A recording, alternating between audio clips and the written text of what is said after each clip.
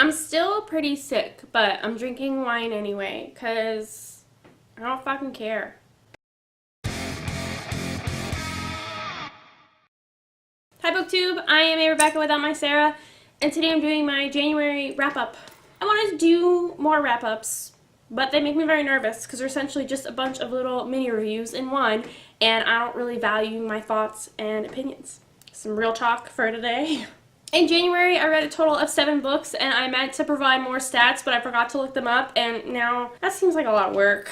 You know, maybe next month. I had a pretty good reading month. I had, if I remember correctly, 4 4-stars and then 3 5-star reads. There might have been some half-stars in there, but for like my Goodreads ratings, that's what they were. As I've said a million times, I am very easy to please, and I'm getting very particular about the books that I pick up, so I tend to like them. Also, I'm noticing, if it's like less than a 4-star read, there's a huge fucking chance now that I'll just drop it. DNF City, baby. The first book I finished in January was The Midnight Robber by Nalo Hopkinson. This took me like 2 fucking weeks to read for a couple of reasons. One, I feel like I was not prepared for how heavy this book was. The second being that the way it was it's written in like Creole, so I had to read it a little bit slowly because my brain is not good at processing things. I haven't been drinking wine, so now the glass I've had has gone in my head pretty quickly. What I knew about this book going in was that it was about a girl who ends up getting stuck in another world with her father. It talked about her like dressing up like the Midnight Robber, not the Midnight Robber, the Robber Queen character, and her having to like inhabit that character in order to survive this new world of monsters and whatnot. That's true. There's also, this is a very heavy story. There is rape and sexual abuse against a child, and it's about trauma and dealing with that guilt. I gave it 4 stars. I really did like it. It just, I wasn't prepared for what it was based on the brief synopsis. So it's very interesting, and I loved the world they got sent to because you kind of end up in this place where there's not a lot of technology, but people who are familiar with technology, if that makes sense. And there are really interesting monsters and creatures that are super original and great. The protagonist, Tan, is just, I love her. Like, I really loved her, and I was rooting for her throughout. But there's definitely a lot of victim blaming and coming to terms with past trauma and learning not to feel guilty about things that were not your fault. So I recommend it, but do know that it's a little bit heavier than maybe the synopsis would suggest. The next book I read is An Ember in the Ashes by Sabaa, Tahir. I really liked this, and I feel like I'm gonna ramble a bit right now because I have feelings, okay? I have so many feelings. I kind of read this with my friend Deb. I'm supposed to be reading this with my friend Deb. She hasn't read it yet. You know, she's going through, sometimes this happens when we buddy read together. One of us will be like really behind on reading, and that's totally fine. I feel like if we had been able to talk about this, I would have less feelings, but I haven't been able to talk at anybody about this book, so I'm gonna do it now. This book follows, oh my god, okay, hang on. Okay, so I'm not entirely sure how to pronounce the protagonist's name. I was saying Laya in my head. Sometimes I was saying Leia. I'm gonna call her Laya for now. This is following Laya, who she lives in a place where she and her people are seen as like second-class citizens. This is rated in the night by Mass, they're called. They're like soldiers. And most of her family is killed and her brother is taken, and she manages to get away.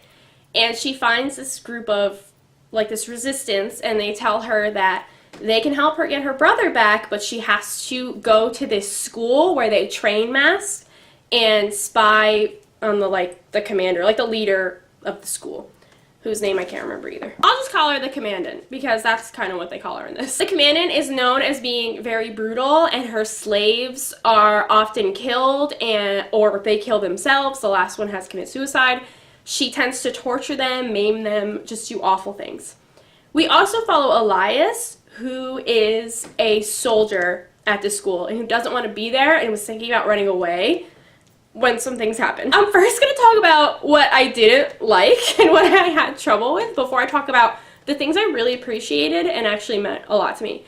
First, so I was kind of warned going in that there's a bit of a love square, and I was apprehensive because I don't even like love triangles. Laia and Elias are potentially love interests for each other, and then they each have a separate person who could be a potential love interest. And I was like, this sounds nightmarish. But then when I got to it, I actually didn't mind. I think because I liked all 4 of the characters a lot, and it felt a little bit natural, the way the feelings were progressing, like, oh, I like this person, and then they're getting to know this person, and it felt natural to me. What I didn't like was how often we had to, like, be in these characters' heads and be like, oh, I like this person, oh, I can't, oh, I like this person, but I can't, oh, you're so hot, but I can't think you're hot. And I'm like, I get it. Like, have this thought once, and then shut the fuck up, because I don't care. And then there were points where, like, characters kept almost kissing, and then it was broken up, and it was, like, getting to the point where I started laughing, because it just happened, like, 7 or 8 times. Like, I'm not even exaggerating. How often do people almost kiss and then not kiss? It can't be this many times. So that whole aspect of it was like, like, it was exhausting. But I want to talk about Laia. Because Laia, I've seen some people complain about her and find her annoying and cowardly, I guess. And I strongly disagree. So Laia, from the beginning, she runs away from the people who are taking her brother. And that's haunting her so much. But at the same time, like, can you blame her? She had a chance to get away, and she took it. And if she didn't take it, she would have just been dead. But anyway, it still haunts her as it would haunt anybody. Laia struggles with bravery. And I think her bravery is reflected in a really natural and relatable way, at least relatable for me. A lot of us like to sit and say that we would do this in this situation and we would do this in this situation, but most of us, not all of us, but most of us are very lucky to not have our bravery really tested. I know I really haven't, and I'm very lucky. But there are times in my life that I've been afraid, and I've noticed about myself that I don't fight and I don't run away. I do a third thing, and I freeze. And I think this is not an uncommon response to danger or fear. We talk about fight or flight, but I don't fight. I don't flight. I fucking stand, like, I just freeze up, and, like, I don't know what to do. So Laia, she's brave from the beginning, and if you say otherwise, I'll punch you in the face. I won't actually punch you in the face. I'm all talk, just so everybody knows. Let's have a break. Let's have a break and talk about how Rebecca, me, is all fucking talk all the time. I don't do shit. So right from the beginning, Laia is told she has to become a slave for the commandant, and she's told the commandant is gonna, like, brutalize her, and she knows that from the beginning. And she goes anyway. And I'd like to think that I'd be able to do that. And I think that I might be able to. In the moment, before you actually get there, be like, you know what? Yes, I'm going to do this for my loved one, for this person that I care about more than anything. I'm going to be honest, not a lot of people I would do this for. Not even a handful. But I'd like to think that I would do it. When Laia gets there, she has a lot of moments where she does freeze. And her bravery is tested. She doesn't always do the right thing. And that's so natural to me. Like, it was so brave of her to go there, and then she gets in the moment, and she's around this woman who is so violent and would potentially blind or kill Laia if she looks up at the wrong moment. She can't make eye contact with this moment, or the woman will literally, like, rip her eyes out. Like, I'm not even exaggerating. Like, that's how awful this woman is. And Laia has to spy on her. And I loved the little moments where she's trying. She's, like, pushing her bravery, and she's like, you have to do this. You have to, like, find that bravery within you. And she really hesitates and she struggles. And I loved that because I found that so natural and so relatable. And then by the end, like, as time goes on, she does push herself. She's not a protagonist that just lets things happen to her. She does take action, and I really loved that. And I loved watching her build up to someone who really takes action. But Laia's brave from the beginning, like, from the very beginning. And I like how her bravery progresses throughout the story. And I love seeing who she became by the end. Like, I was so cheering for her by the end, because I was, like, sitting there, and I'm reading the book, and I'm like, please do this, Lyle. Please do this for me. And she fucking did. And there are times which she, like, she doesn't do the right thing because she doesn't know who to trust, and I find that very realistic, too. I think a lot of time when we're reading, it's hard to, like, disconnect ourselves as an outsider. We have so much more information than the characters do.